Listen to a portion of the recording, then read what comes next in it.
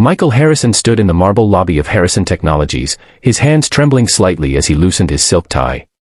At 58 years old, he had built an empire from nothing, but lately the weight of it all pressed down on his shoulders like never before. The quarterly reports were devastating. His company was hemorrhaging money, and he couldn't figure out why. He stepped into his private elevator, watching the numbers climb to the 42nd floor. His corner office awaited him, that sanctuary of mahogany and leather where he had made decisions worth billions. But today, something felt different. The elevator doors opened with a soft chime. Michael walked down the carpeted hallway, nodding absently to his assistant who looked strangely nervous. As he approached his office door, he noticed it was slightly ajar. His heart began to race. He always locked that door. Always. He pushed it open slowly, and what he saw made him freeze in place. A young black girl, no more than 13 or 14, sat in his executive chair. Her hair was pulled back in two neat puffs, and she wore a denim jacket that had seen better days. Her small fingers moved rapidly across his keyboard, her eyes fixed intently on his computer screen where lines of code scrolled past at impossible speed. For a moment, Michael couldn't speak. His mind raced through possibilities. Corporate espionage. A break-in. Identity theft. His private files contained everything about his company, his personal life, his finances. Who gave you permission to do this? His voice came out harder than he intended, echoing in the spacious office. The girl's hands froze over the keyboard. She turned slowly in the leather chair, her dark eyes meeting his with an expression that surprised him. There was no fear there, no guilt. Instead, he saw determination mixed with something else. Sadness, perhaps. Mr. Harrison, she said quietly, her voice steady despite her young age. My name is Maya Johnson. I know I shouldn't be here, and I know what this looks like, but please, just give me 5 minutes to explain before you call security. Michael's hand was already reaching for his phone, but something in her voice made him pause. In all his years of business, he had learned to read people, and this child wasn't acting like a criminal. She was acting like someone desperate. You have 3 minutes, he said, crossing his arms and remaining by the door. And this better be good, because what you're doing is illegal on about 15 different levels. Maya took a deep breath and stood up from his chair, stepping away from the computer as a gesture of good faith. 6 months ago, my father was fired from your company. James Johnson. He worked in your IT security department for 12 years. Michael's brow furrowed. He vaguely remembered the name from a termination report his HR director had given him. There had been accusations of data mishandling, if he recalled correctly. Your father was let go for cause, Michael said carefully. He was caught attempting to access confidential files. That's what they told you, Maya said, her voice gaining strength. But it's not true, Mr. Harrison. My father found something. Something big. Someone in your company has been stealing from you for years, routing money through fake vendor accounts. When my dad discovered it and tried to report it, they framed him instead. They made it look like he was the one stealing. Michael felt his jaw tighten. That's a serious accusation. If your father had evidence, he should have gone to the authorities. He tried, Maya's voice cracked slightly. But he's just a middle-aged black man with no money for fancy lawyers, going up against people with power and connections. Nobody would listen. The evidence mysteriously disappeared from his work computer. He lost everything, Mr. Harrison. Our house. Our savings. My mom had to take 2 jobs just to keep us fed. Dad sits at home now, barely speaking, barely eating. It's like watching him disappear a little more each day. Something in Michael's chest tightened. He thought of his own daughter, away at college, and tried to imagine her sitting in a stranger's office, fighting for her father's honor. So you decided to break into my office, he asked, but his voice had lost some of its edge.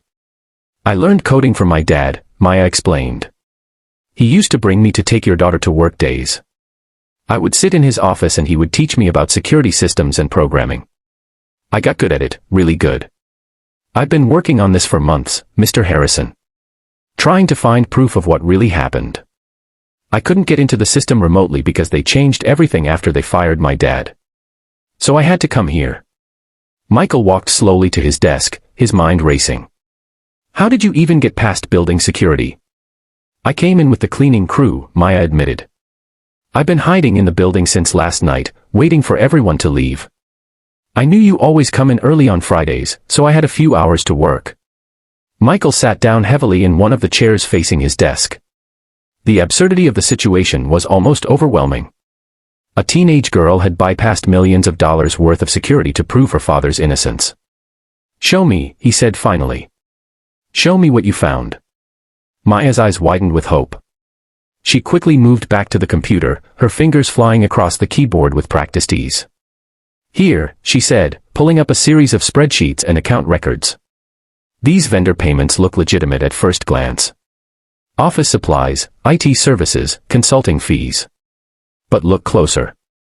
These companies don't actually exist. The addresses are fake. The tax ID numbers are recycled from defunct businesses. And look at the approval signatures." Michael leaned forward, squinting at the screen. His blood ran cold as he recognized the digital signature. Robert Chen. His chief financial officer.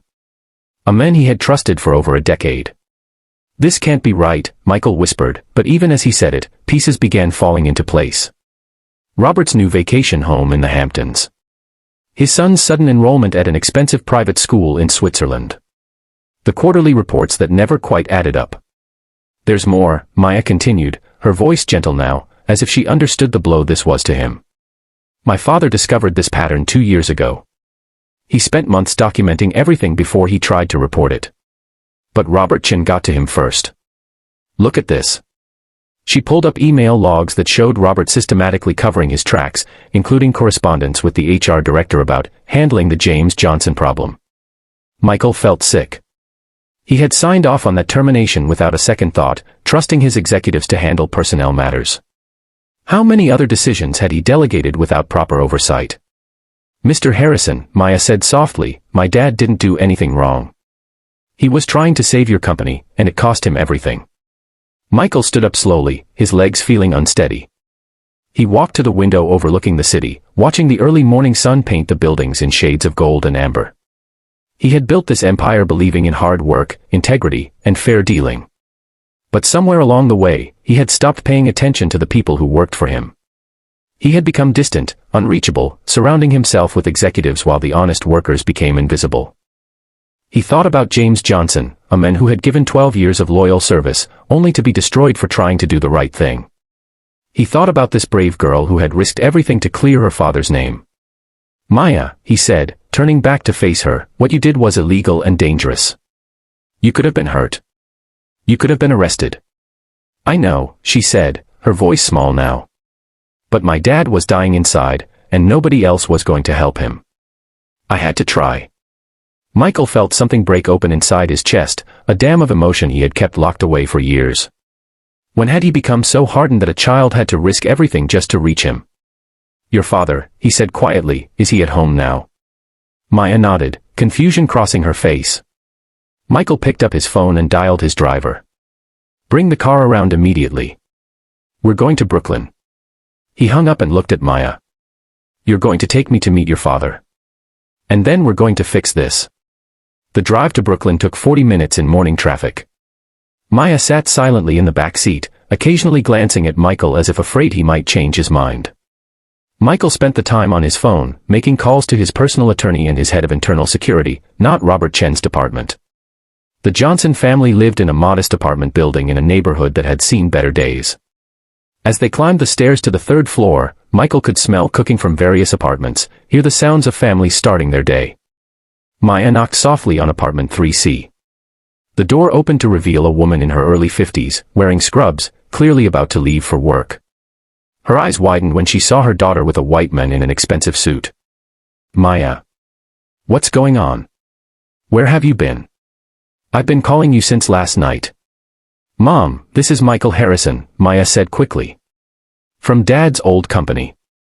Is Dad here?" The woman, who Michael learned was named Patricia, looked at him with a mixture of confusion and protective anger. But she stepped aside and let them in.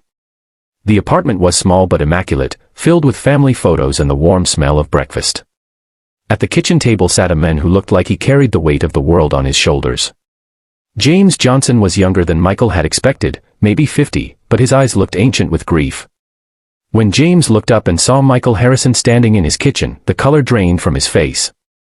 "Mr. Harrison," Patricia said firmly, stepping between her husband and Michael, "I don't know why you're here, but you've done enough to this family. Please leave." "Mom, wait," Maya said urgently. "He knows. I showed him everything. He believes us." James stood slowly, his chair scraping against the linoleum floor. "Maya, what did you do?" Michael stepped forward, his hands raised in a gesture of peace.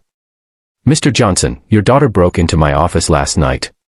She hacked into my computer system and showed me evidence of systematic fraud that has been happening in my company for years. Evidence that you tried to report, and were destroyed for it." The room fell silent except for the ticking of a clock on the wall. "I came here to apologize," Michael continued, his voice thick with emotion. "And to make things right." James Johnson sank back into his chair, and Michael saw tears begin to stream down the man's face. Patricia moved to her husband's side, her hand on his shoulder, her own eyes glistening. "I tried to tell them," James said, his voice breaking. "I tried to do the right thing." "I know," Michael said, pulling out a chair and sitting down at their kitchen table, something he hadn't done in a stranger's home in decades. "And I failed you. I failed to create a company where good people like you could speak truth to power without being destroyed.